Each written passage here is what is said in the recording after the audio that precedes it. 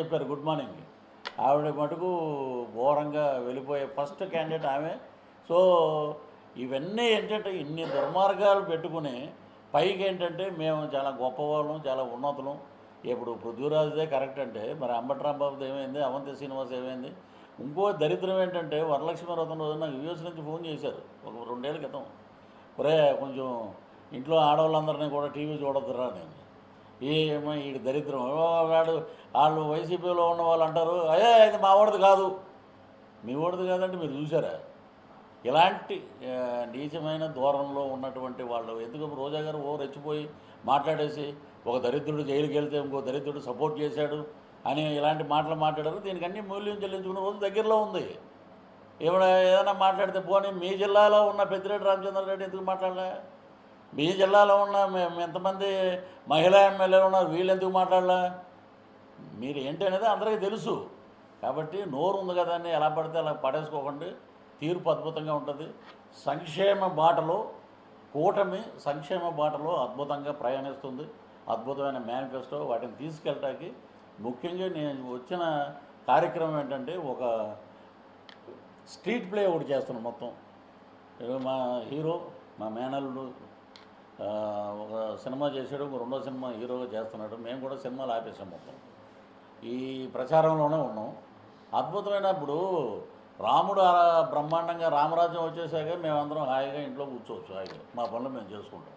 కాబట్టి అనేదంటే స్ట్రీట్ ప్లేలో వీళ్ళు చేసినవి ఏంటి, వీళ్ళ భాగవతాలు ఏంటి, దాంట్లో మా వీర మహిళలు ఉంటారు, కార్యకర్తలు ఉంటారు. ఇప్పుడు మేము మంగళగిరిలో చేస్తే తెలుగుదేశం మా కూటమే కాబట్టి తెలుగుదేశంలో ఉన్న మహిళలను కూడా తీసుకుంటాం. అక్కడ స్ట్రీట్ ప్లే ఎండగడితే ఎలా ఉంటుందంటే ఇమీడియట్గా వెళ్ళి ఓటు వేయాలనే విధంగా తయారు చేస్తున్నాం. ఇంకొక 4 రోజుల్లో అది ఫైనల్ అయిపోతుందండి.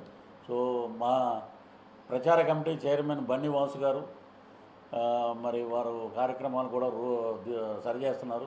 18 నుంచి క్యాంపెయిన్ అన్నారు. మరి వారి అడుగుజాడలో మేమందరం తీసుకెళ్ళి అద్భుతమైన మా వంతు ఉడతా భక్తిగా ఒక జన సైనికుడుగా నేను జనసేనలో ఉన్నా. నేను పవన్ కళ్యాణ్ గారు నిజంగా మహానుభావుడు, దేవుడు. 1 to 1 మేము మాట్లాడినప్పుడు ఆయన అన్న మాట ఒకటే, మీరు ఏం ఎక్స్పెక్ట్ చేస్తారు, నేను ఏం ఎక్స్పెక్ట్ చేయట్లేదండి, మీ అడుగు పడితే మీ అడుగు వెనకాల నా అడుగు ఉండాలి.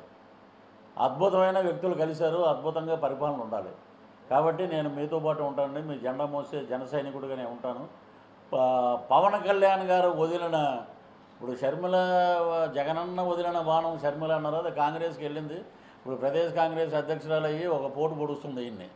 అది కొంతమంది డ్రామా అంటారు, కొంతమంది నిజం అంటారు, అవన్నీ మనకు అనవసరం. కానీ ఆ పోటు దెబ్బ దగ్గర 10 to 12% ఓటింగ్ అయితే వెళ్ళిపోద్ది వెనక్కి. సో రేపు కడపలో వైఎస్ షర్మిల గారు అద్భుతంగా గెలిచినా కూడా ఎవరు మాట్లాడే ప్రసక్తి లేదు, అలా ఉంది. సో ఇవన్నీ ఇన్ని రకాలుగా ఉన్నాయి. మేము మా ప్లే ద్వారా మేము ఎవరిని తిట్టం. ఇప్పుడు ఇక్కడ బూతుల యూనివర్సిటీలో తర్ఫీదు అయిపోయిన వాళ్ళు ఉన్నారు, జోగి రమేష్, మిగతా క్యాండిడేట్లు, వాళ్ళ పేర్లు చెప్పడానికి కూడా మాకు అసహ్యంగా ఉందన్నమాట. వాళ్ళందరిలాగా ఉండదు మాదేంటంటే ప్రజారంజకంగా జనాల్ని రంజింపజేస్తూ మధ్య మధ్యలో చిన్న చిన్న సినిమాలు సంబంధించిన ఇవి, మా నాయకుల డైలాగులు, చంద్రబాబు గారు మాట్లాడింది, పవన్ కళ్యాణ్ గారు మాట్లాడింది, ఇవన్నీ దాంట్లో జోడించి మేము అద్భుతంగా రెడీ చేసాం. ఇంకొక 4 రోజులు అది రెడీ అయిపోయాక ఫస్ట్ మా బన్నీవాసు గారికి చెప్పి దాని ప్రకారంగా జనాల్లోకి తీసుకొస్తాం. ఇక మిత్రులు మీరు ఏమైనా అడిగితే చెప్పండి.